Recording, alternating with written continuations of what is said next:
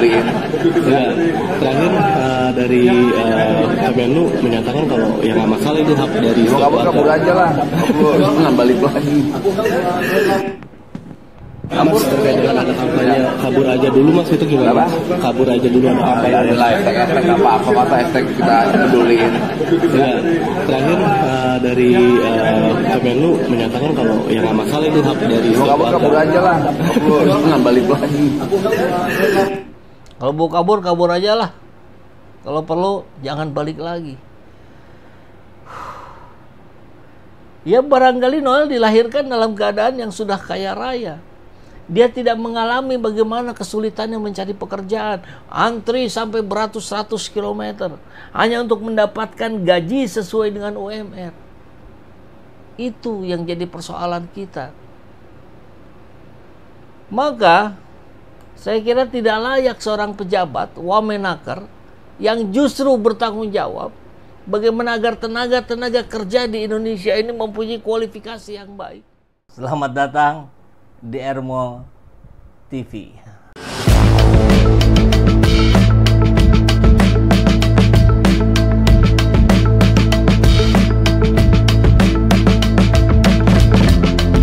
Bersama saya, Saiful Zaman, kebaikan yang terorganisir akan selalu mengalahkan kejahatan.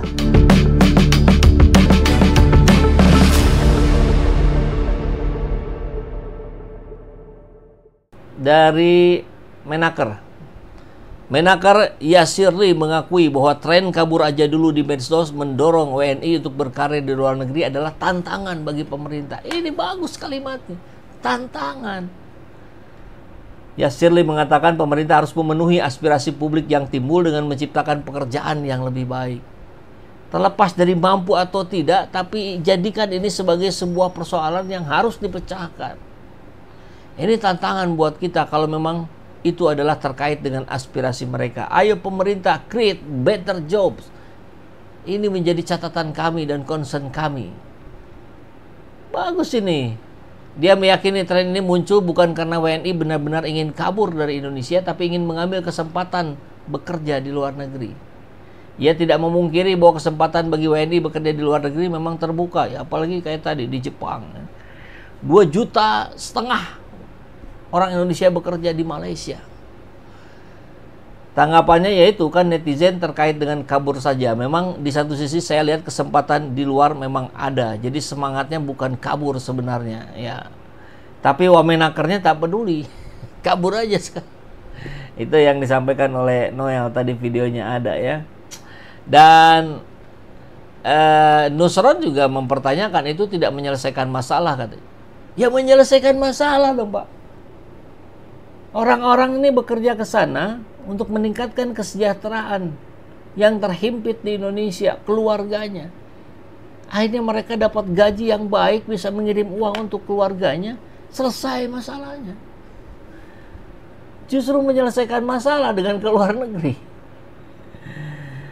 Apa yang mau kita selesaikan kalau kabur? Itu menandakan sikap permisif, tidak mau menyelesaikan masalah bangsa ini secara bersama-sama. Jadi ada pemahaman yang salah, saya kira, yang tidak tepat dari Nusron.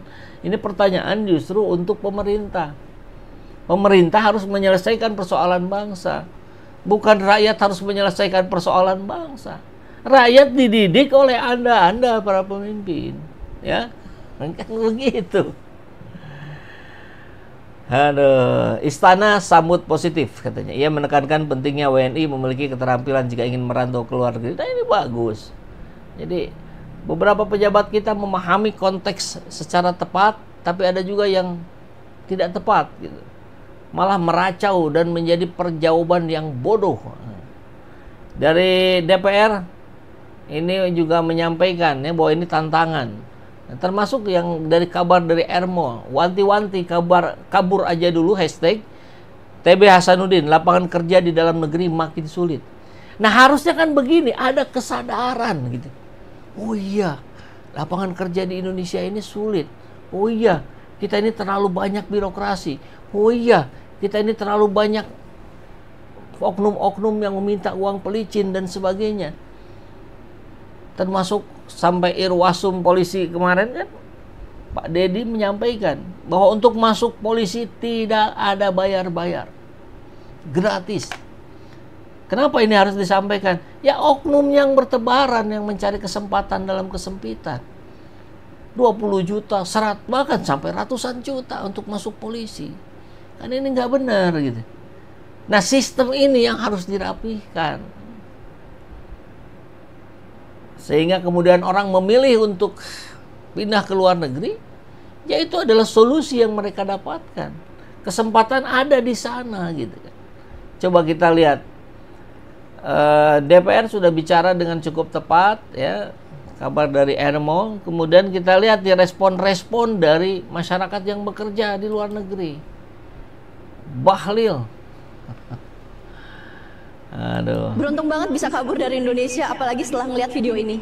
Nah kalau teman-teman berpikir untuk pindah ke luar negeri apa, saya malah meragukan nasionalisme kalian. Jadi kalau saya tinggal di Jerman, artinya saya nggak cinta Indonesia. Tapi setiap hari saya selalu bikin konten edukasi untuk para orang tua dan guru di Indonesia. Apa mahasiswa Indonesia LPDP yang dikirim ke luar negeri dan balik-balik bawa ilmu, apa mereka juga nggak nasionalis? Nasionalisme itu bukan soal kita tinggal di mana, Pak. Tapi apa yang kita lakukan untuk bangsanya dimanapun kita berada. Bahkan karena saya sukses di Jerman, saya bisa membuka lapangan kerja untuk masyarakat di Indonesia. Bapak emang udah bisa ngasih makan rakyat atau malah Bapak makan uang mereka? Sebenarnya yang harus kita ragukan itu bukan rasa nasionalismenya, tapi karena sistem yang membuat kita pengen pergi. Udah, kabur aja dulu ke Jerman. Di sini kamu nggak akan kelaparan dan kesejahteraan pasti terjamin. Lihat, sampai akhir videonya ngajak bisa kabur gitu, dari kan? Indonesia. Ayo kita ke Jerman aja. Nanti yang dari Jepang juga kerja di Jepang sama, yuk kita ke Jepang aja. Udah sekalian mindsetnya diubah gitu. Bagaimana memfasilitasi orang-orang Indonesia untuk bekerja di luar negeri. Dan berikan tawaran yang menarik setelah mereka memiliki pengalaman yang bagus untuk membaktikan dirinya kepada bangsa Indonesia. Seperti yang dilakukan oleh Presiden Soeharto kepada B.J. Habibie. Kan begitu keren.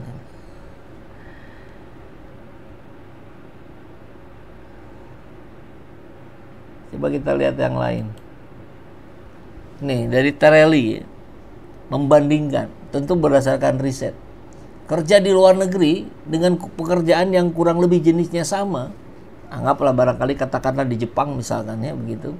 Gajinya 20 juta. Kerja di dalam negeri UMK, UMR ya sekitar 4 juta. Memang makan jauh lebih besar di sana, ya, 70.000, di sini bisa 15.000. Tapi kalau sudah dihitung secara detail, ada sisa. Nah ini sisa ini nih, 5.200.000. Kerja dalam negeri sisanya 950.000. Ini yang kemudian bisa dikirim pada keluarganya, pada orang tuanya. Kan secara simpelnya begitu.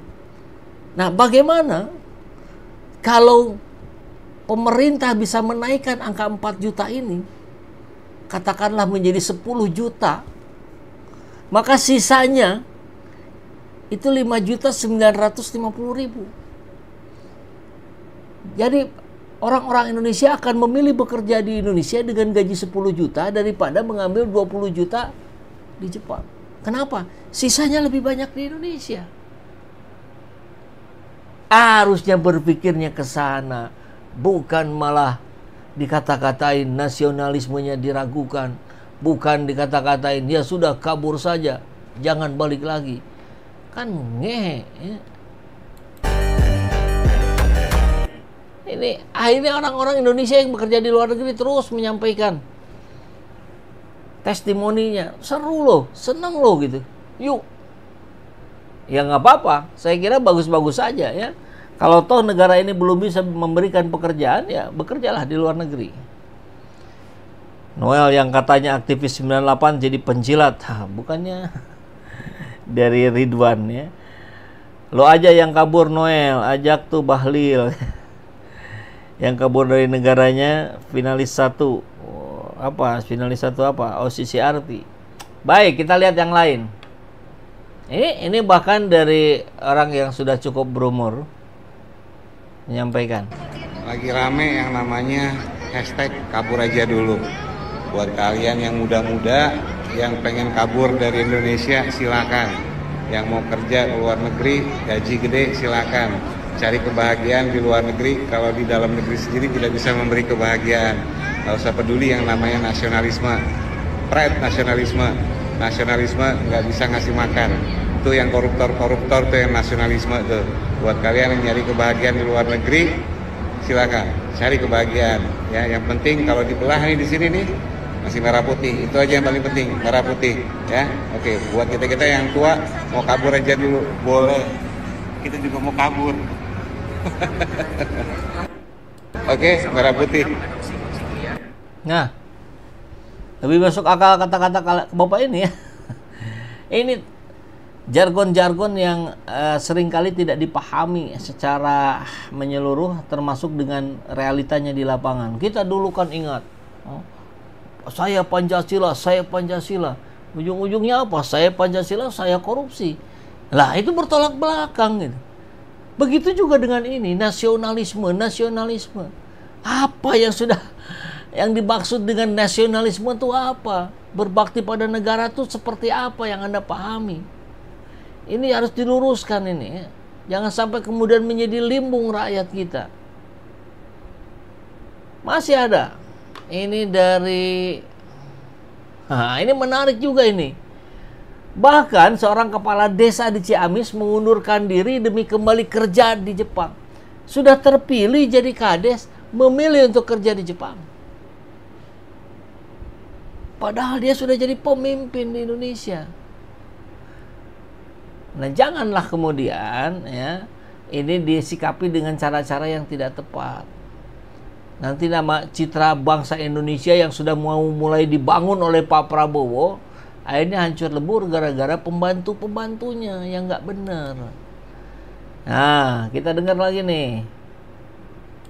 Teman-teman berpikir untuk pindah ke luar negeri, saya malah meragukan nasionalisme. Lahir di Indonesia memang, tapi kalau disuruh milih suruh tinggal di luar negeri apa di Indonesia, yang milih di luar negeri. Bukan masalah tidak cinta Indonesia, tapi kan butuh bertahan hidup saya.